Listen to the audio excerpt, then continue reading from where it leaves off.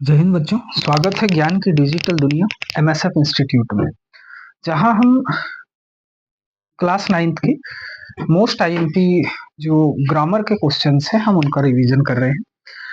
तो आइए रिवीजन की इसी सीरीज में हम नेक्स्ट टॉपिक की बात कर रहे हैं और नेक्स्ट टॉपिक में है do S directed. Do S directed में आपको अलग अलग प्रकार के क्वेश्चंस आते हैं।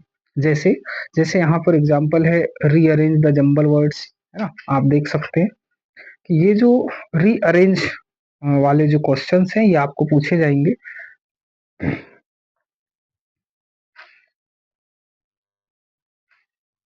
आप देख सकते हैं जैसे रीअरेंज द जंबल वर्ड्स, है ना।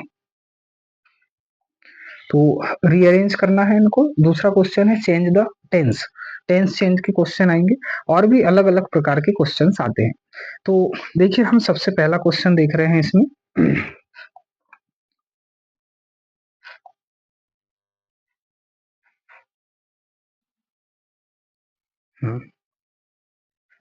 देखिए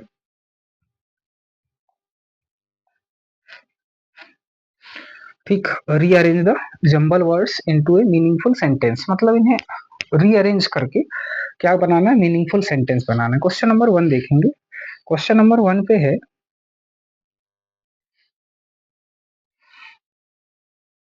देखिए, we should protect our forest, है ना। क्या बनेगा, our we protect should forest, ऐसा लिखा है। हम क्या करें, हम यहाँ पे ये देखें कि इनमें सब्जेक्ट कौन सा हो सकता है। तो आपको मालूम है सब्जेक्ट में क्या क्या हो सकते हैं। ही हो सकता है, सी हो सकता है, इट हो सकता है, या किसी का नेम हो सकता है। ये सब्जेक्ट हो सकते हैं, he she it name, I, we, you, they, है ना। तो ये प्रोनाउंस है। इसके अलावा जितने भी प्रकार के नाउन होंगे, जो भी नाउन होंगे वही सब्जेक्ट हो सकते हैं, या तो नाउन सब्जेक्ट होंगे या प्रोनाउन सब्जेक्ट होंगे। तो हमारा सबसे पहला काम क्या है, हमारा सबसे पहला काम ये है कि हम इस सेंटेंस में ये देखें कि यहाँ पर सब्जेक्ट क्या होगा। अब आप देखिए यहाँ सब्जेक्ट क्या हो सकता है।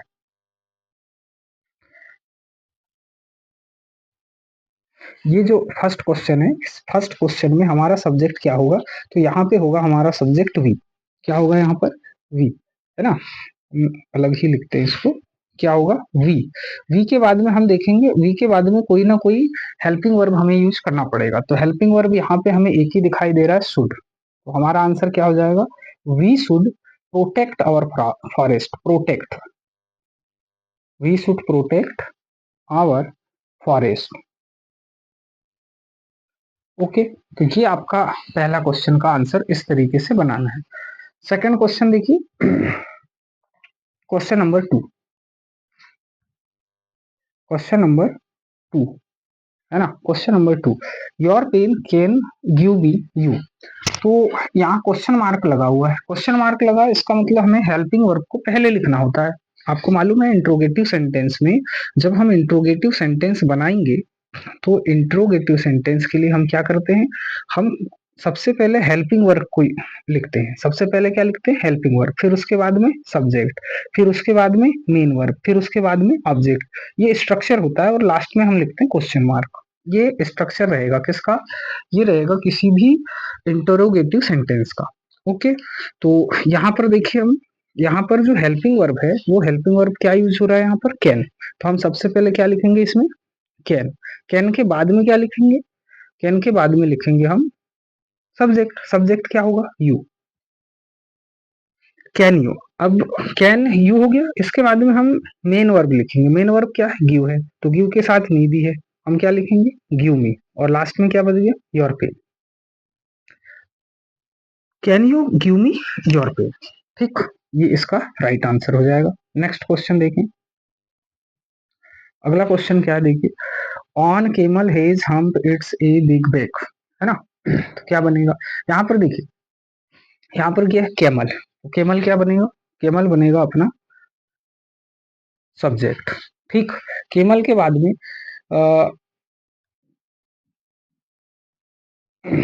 हेल्पिंग वर्ब देखो, हेज है, क्या है, हेज। तो camel hedge, camel has a big hump, camel has a big hump on its back okay, ये आपका रहेगा रीअरेंज सेंटेंस, है ना, या मीनिंगफुल सेंटेंस। क्या हो गया, केमल, सॉरी केमल एल आएगा यहाँ, तो camel has a big hump on its back. ठीक, क्वेश्चन नंबर 4 देखें, वापस से देख लीजिए। सबसे पहले क्या किया अपन ने, केमल लिखा, दूसरे पे हैज लिखा, हैज के बाद में camel has a big hump, camel has तीसरे नंबर पे ए, चौथे नंबर पे बिग, पांचवें नंबर पे हम्प, है ना, camel has a big hump on its back, छठे नंबर पे ऑन, सातवें नंबर पे इट्स और आठवें नंबर पे बैक। ठीक है, तो ये अरेंज हो गया, है ना, camel has a big hump on on its back. Okay, next question देखें, क्या लिखा है, coloured bus children we saw full of a yellow. तो वी सा, है ना, यहाँ पे जो सब्जेक्ट होगा वी होगा, तो वी के साथ में सा भी है, इसीलिए क्या हो जाएगा, वी सा, वी सा। हमने देखा, क्या देखा, वी सा ए कलर्ड बस लिखा है, ए येलो कलर्ड बस, है ना, फुल ऑफ चिल्ड्रन, ऐसे ही बनेगा, we saw a yellow, we saw a yellow coloured बस,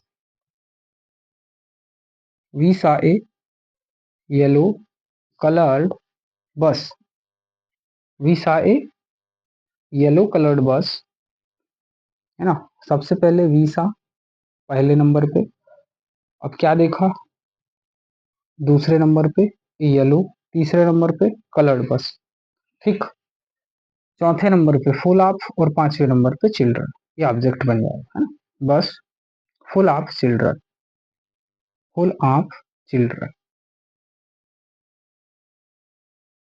ठीक, तो इस तरीके से आपको ये सेंटेंस बनाने हैं। ठीक है, डू एज डायरेक्टेड, ये थोड़े से जो डू एज डायरेक्टेड के क्वेश्चंस होते हैं, इसमें आपको ये दिमाग लगाना होगा, पहले अपन सब्जेक्ट लिखेंगे, फिर उसके बाद हेल्पिंग वर्ब, फिर मेन वर्ब, फिर ऑब्जेक्ट, फिर other words. Okay, next question देखिए, चेंज द टेंस। अब टेंस आपको मालूम है ना, टेंस के सारे स्ट्रक्चर भी मालूम है, एक बार हम स्ट्रक्चर रिवाइज करवा देते हैं, ध्यान से सुनिए।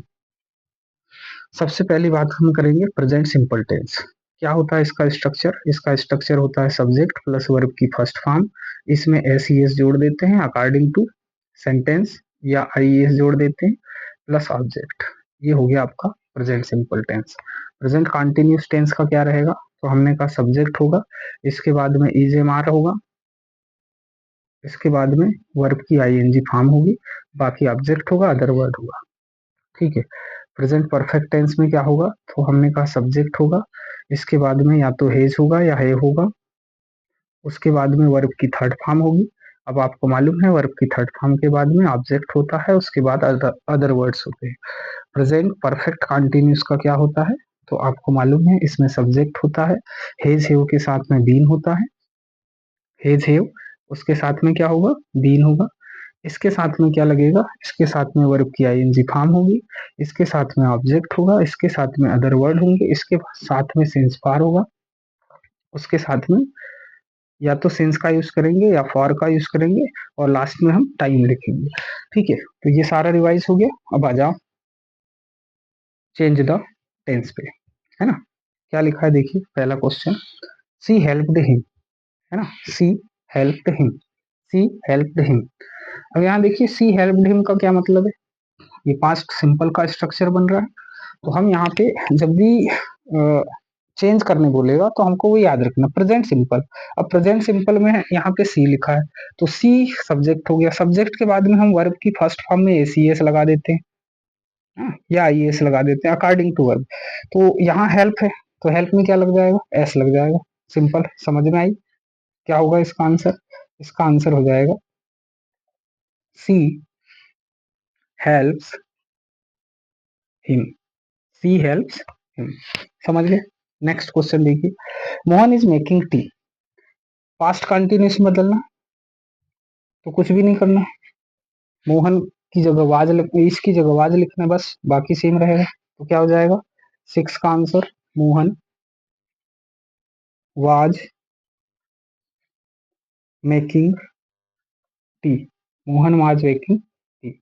ये हो गया आपका पास्ट कंटिन्यूस टेंस।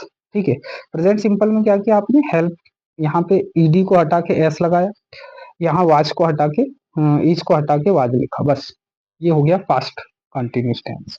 नेक्स्ट देखो, Bismillah Khan has given many memorable performance.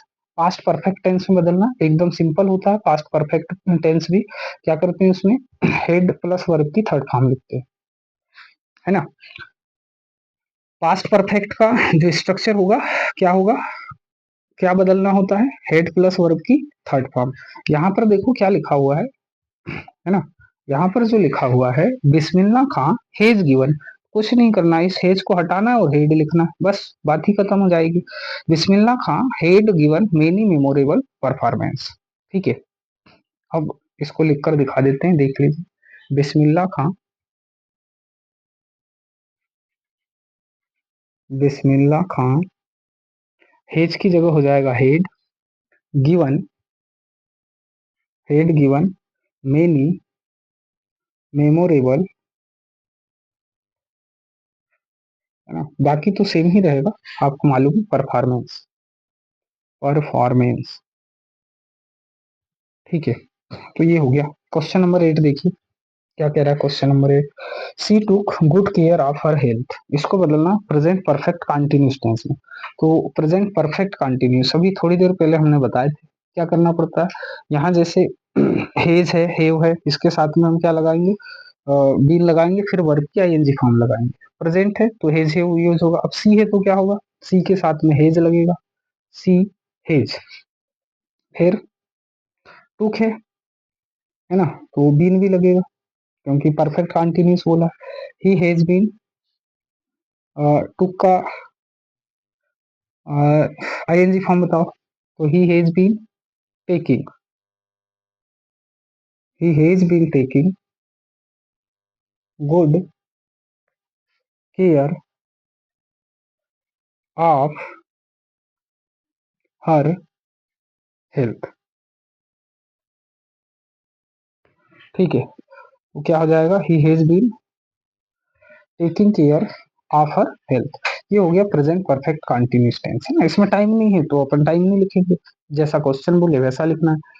ठीक है, तो टुक को हटाएंगे, ये टुक क्योंकि पास्ट सिंपल का स्ट्रक्चर है, ये सी के बाद में वर्ब की सेकेंड फॉर्म है ना, तो टुक को हटाया हमने, टुक को हटा करके क्या लिखा, हैज बीन टेकिंग। ठीक है, हैज बीन क्यों, क्योंकि सी है, अगर सी के अतिरिक्त आई वी यू दे होता तो हम हैव बीन टेकिंग लिख देते। ओके, ये हो गया टेंस। अगला देखो, नाइन्थ क्वेश्चन भी यहीं पे दिख रहा है। Children are playing in the park, children are playing in the park, present perfect में बदलना है।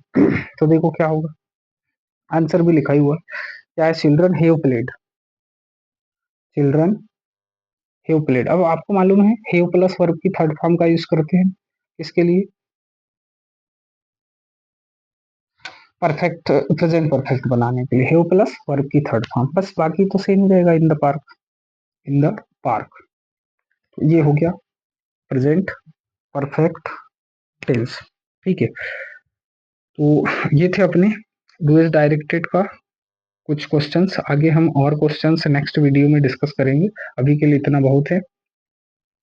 पढ़ते रहें, बढ़ते रहें, डेली रिवीजन भी करते रहें, हमें उम्मीद है कि आप रिवीजन कर रहे हैं। फिर मिलेंगे नेक्स्ट वीडियो में, तब तक के लिए जय हिंद।